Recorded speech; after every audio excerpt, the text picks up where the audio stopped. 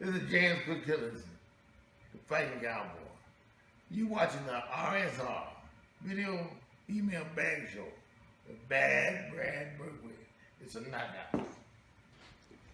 Hi, this is Ray Boom Boom Mancini, and you're watching RSR Video Email Bag Show with your host, Bad Brad.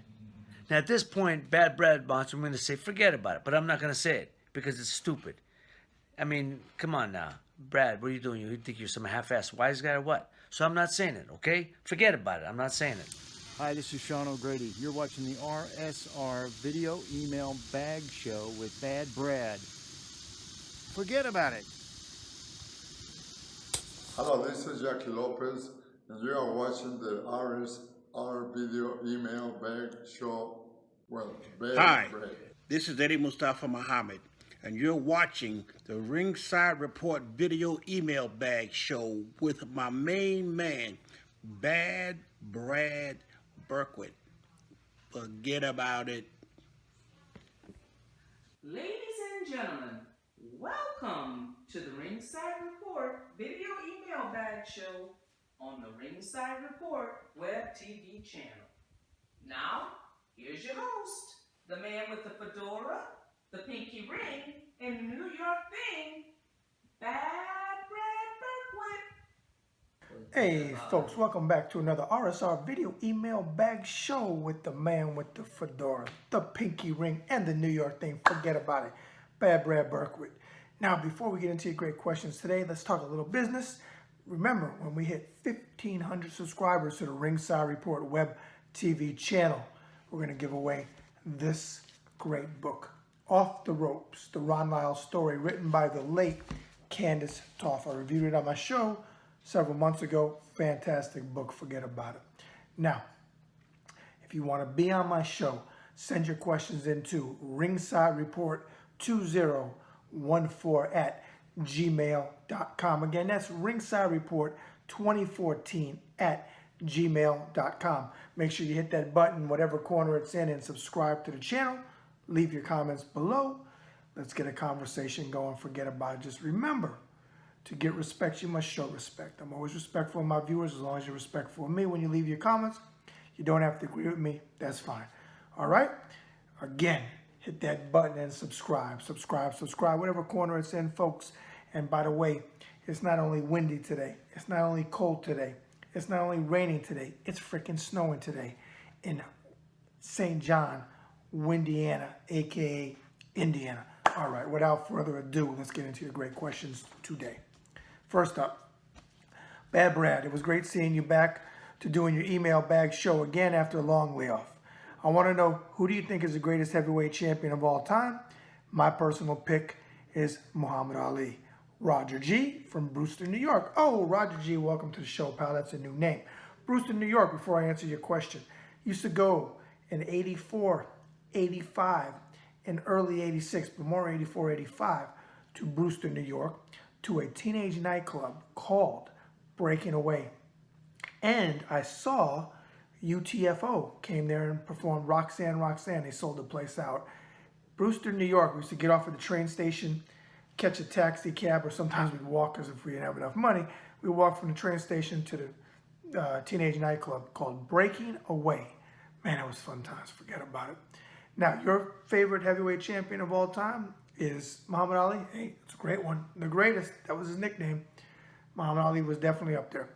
But my personal favorite heavyweight champion of all time is Joe Louis, the Brown Bomber. I think he's not only my favorite, I think he's the best heavyweight champion that we ever had. Not the greatest fighter, that was Sugar Ray Robinson in my opinion, but Joe Louis was the greatest heavyweight champion of all time. Ali for me would be number 2, but I could see you making him number 1. I could see you making Joe number 2. What I can say about both of these gentlemen, may they rest in peace, is they transcended the sport. Joe for being a champion during wartime, even though I never liked the narrative where they pitted America against the Germans. I understood the narrative, I should say, but I didn't agree with it because Max Schmeling was not a Nazi. He was not. They used him in propaganda, and he was not a Nazi. He loved Joe, and he did a lot for Joe later on in his life when Joe was down on his luck. But I understand we're at war and what they, the way they set it up. Muhammad Ali, transcended the sport. What he did for humanity will go down, has gone down, I should say, in history books. And he is larger than life. And he made the sport that much better because you wouldn't have the money that they make today if it wasn't for Muhammad Ali. So my number one, Joe Louis, and I agree with you that Muhammad Ali could be number one, but my personal favorite is Joe the Brown Bomber Louis. All right, Roger G, thanks for sending your question in. Send them in anytime, pal. Next up, Bad Brad, just found your RSR video email bag show after being a fan of the Brad Berkwitt show, Bad Brad Berkwitt show. As you mentioned on your last show, 18 out of the gate is some run so far. I really enjoyed them and wanted to ask you, do you have a favorite show of those 18 that you have done and why? Herbert A. from Dyer, Indiana. Oh, a local guy. Hey, did you hear about me? Or did you watch because of the Jakubowskis or Dennis Hardesty or Jack the Kid Callahan, Mike Landini, a lot of those local guys, Carlos the Force Tight, all those local guys that I've had on. You know, I got to answer it like this, Herbert. They're all my favorites for different reasons. Things stand out. Things touch me for different reasons. A lot of people have talked about my interview with former WBC Cruiserweight champion Alfonso Ratliff because he got very emotional and was very animated and appreciative that we looked at his career and we put him on the platform so he could get his voice out there. That one really touched me, but it's hard to pick one. I don't really like to pick one because there's things from each one that I've enjoyed. So I don't have a favorite per se because really they all are my favorites. And I do mean, I know that's probably a generic answer, but that is the truth. They all mean something to me, just like my interviews. I've done hundreds of interviews over the years, and each one of them at that time, and I've done so many, I can't remember them all, but they always touch me because I have been blessed with being able to get things out of people that I interview that the normal interviewer is unable to do. And a lot of those things touch me because I'm always cognizant that everybody has a story. So all my interviews are my favorite and all the shows are my favorites. Okay, I know that's a generic answer, but truthfully, that is what it is. All right, Dyer, Indiana. Hey, buddy, you got to do lunch one time. All right, send any questions anytime.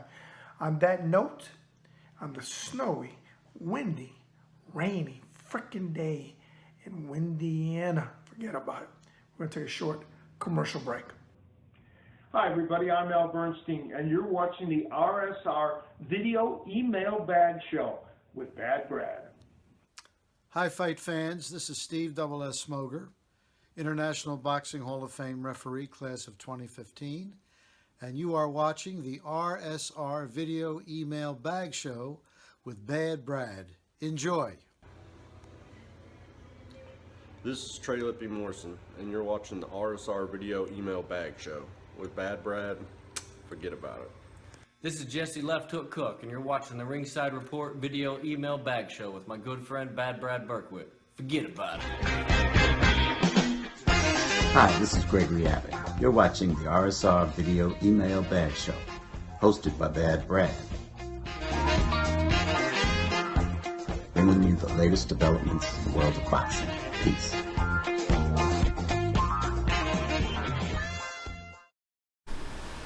Hey folks, this is Bad Brad Berkwitt, the host of the RSR Video Email Bag Show on the Ringside Report web TV channel. Forget about it. And if you would like to sponsor or advertise on the RSR Video Email Bag Show with yours truly, send all business inquiries to Ringside Report 2014@gmail.com. Again, that's Ringside Report 2014@gmail.com. And remember, as Frank Sinatra sang so eloquently, so long ago, the best is yet to come. Hey folks, this is the man with the fedora, the pinky ring, and the New York thing. Forget about it. Bad Brad Berkwitt.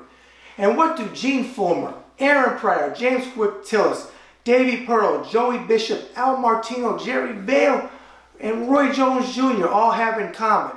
Well, they are some of the many interviews in my boxing book, Boxing Interviews of a Lifetime. Now, if you would like to pick up a copy of this book, go to authorhouse.com. Again, that's authorhouse.com. And if you would like it personally autographed, all you have to do is pay postage and handling to St. John, Indiana, back to your location, and I will sign it the way you would like it, or I can put a personal description that I think you would like in it. All right? Forget about it. All right, folks, we're now back, and if you figure out who I am, I'm the man with the fedora, the pinky ring, and the New York thing. Forget about it. Bad Brad Berkwitt, and this is the RSR Video Email Bag Show on the Ringside Report web TV channel. Subscribe, whatever corner it's in, hit that button and subscribe. All right, remember, 1,500 subscribers, we're going to give away that great book, The Ron Lyle Story, Off the Ropes, written by the late Candace Toth. And leave your comments below. Let's have a boxing conversation. Next up, excuse me, let me take a swig. Or the Black Cherry Propel. They're going to send me a case. Yeah, right. And Cal's Fly, right? Good stuff. I mean, this is my favorite flavor. Black Cherry Propel. Another plug, Propel. Bad Brad. Excuse me. In 2004, I started following you when you brought Ringside Report to the internet, and 15 years later, now with your shows, it's wicked cool to say the least. Well, thank you, pal. So this is a long one. You may not remember me, but I used to mail you off your interviews all the time and how much I loved them, but that was some time ago. Okay. I went away to college for several years. Oh, college. Okay. I know what that means, pal, and I'm sure the viewers do too. But now that I finally graduated a year ago, I am back to enjoying Ringside Report and your shows very much. Well, hey, I greatly appreciate that, pal, and I'm glad that you graduated from college. He goes on to say, it was sad to see during my years in college, we lost both Aaron Pryor and Alexis Arguello. Yeah, that is sad. They were Pryor my number one, Alexis my number two. My last email to you years ago, we talked about our love for both of them. Nobody today for me touches them. I want to get your prediction on a separate note of, what does it say here? Your prediction for the Kovalev versus Canelo Alvarez fight this weekend. Thanks again for all your years of boxing coverage. Giovanni C., Bronx, New York. Giovanni C. And I usually remember a lot of these things. I honestly don't remember this, 15 years ago, though I remember stuff from 40 years ago and 45 years ago. I don't remember, but Giovanni, I do appreciate all your compliments. Like I said, Pryor my number one, Alexis my number two. So, and may they both rest in peace. And I always say this because I'm adamant about it. My paisan Rui Boom Boom Mancini and I have talked about this many times. Not in 100 million years did Alexis Arguello commit suicide. I don't believe that. I will never believe that. Not that it's not possible, but from everything that I know and everything that I've seen and the research, that corrupt Nicaraguan government killed him. And may they rot in hell for that, okay? Now, this weekend, excuse me, you got Canelo Alvarez moving up to light heavyweight to face Sergey Kovalev for his WBA light heavyweight title. Do I think Canelo bit off more than he can chew? Yes and no. Granted, usually the big man wins, but the big man in this particular case, Sergey Kovalev, is past his prime. Not well past his prime, but past his prime. Okay? He's been knocked out. Okay? He's been beaten. His aura of invincibility has faded, like Mike Tyson did when Buster Douglas took him out. Canelo is with Golden Boy, Oscar Fishnet Stockings De La Hoya, who stacks the deck. I'm not a fan of Oscar. As a boxer, loved Oscar De La Hoya. As a promoter, forget about it. I don't like his antics or his games. So they stacked the deck. Though I heard and read that Canelo is sick and tired of the fishnets. So maybe he's going to cut the fishnets and throw them in a garbage can. I don't know. He's got a contract with him, so it'll be interesting to see. But it sounds like they're not like that anymore. But he's moving up. The deck will be stacked in his favor. But Kovalev still has a punch. He's still the bigger man. Canelo is the better fighter all around. That's for sure. But I'm going to be honest. A lot of people are picking Kovalev. I know the odds are with Canelo. Vegas is going with Canelo. But I see, honestly, Canelo winning this fight. I don't think he's going to knock Sergey Kovalev out. Now, bet the house that he will because I'm saying that he won't. I'm going to pick Canelo Alvarez in a hard-fought, close, split decision. 115, 113. Either way, but I think Canelo's going to win a split decision. I think Kovalev is going to win on one card. It's going to be like a 115, 113. Like I said, close fight. I think Canelo will get 2 out of 3 judges. We know if it's the ones that De La Hoya likes to employ, he'll get him a unanimous decision. But I'm going split decision, hard-fought split decision for Canelo Alvarez over Sergey Kovalev. All right, Giovanni C., send your questions anytime, and thank you for following Ringside Report for 15 years. I'm proud to say that we've been around and we've stood the test of time. A lot of boxing websites have went forget about it by the wayside. So we're still around and we're still standing. Like Elton John is saying, right? I can't sing, so I'm not going to try. But he said, I'm still standing, right? Well, we're still standing, and I got a great team. All right, last question goes to Bad Brad. Years back, I met you in Atlantic City when you were doing PR for then champion Israel Gerger. Oh, you going way back. And her manager, Casey Dansicker, introduced us. Oh, Casey Dansicker, my buddy from Maryland. Great guy. It was at the Sands Hotel. Excuse me, I got to take a little squig here.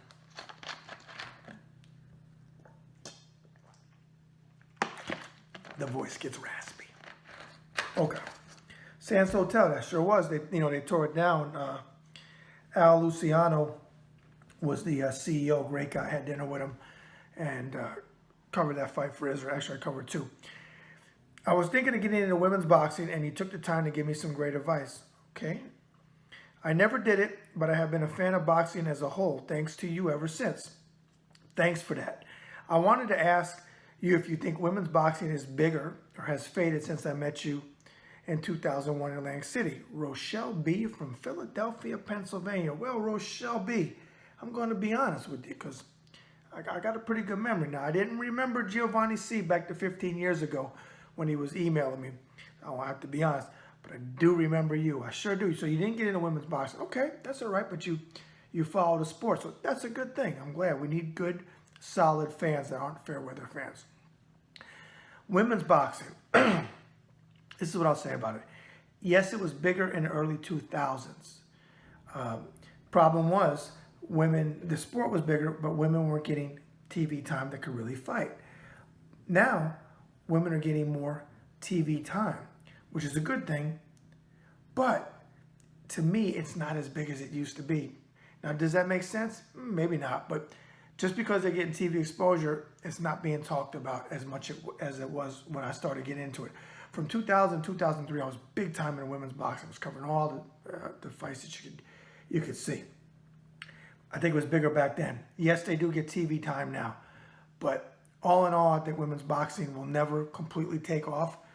And I think it's because you really don't have the depth in the top 10 rankings in women's boxing. You just don't. You get a lot of mismatches.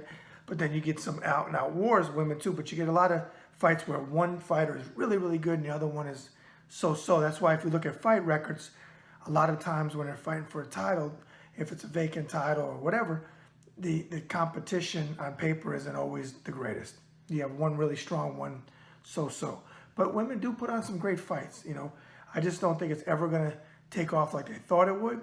But it shouldn't go away because women should have a right to get in the ring just like men do. And I feel, as I do for the men, that women and men should have have a mandatory retirement fund and medical when they get out of boxing. Hard thing to do, but the sport does need it. All right, Rochelle B., I do remember you. Happy holidays to you, and I'm glad to hear from you, and I'm glad that you're still following boxing. All right, folks, that's another RSR video email bag show in the can. Forget about it. And remember, as Frank Sinatra sang so eloquently, so long ago, the best is yet to come. Bad Brad out.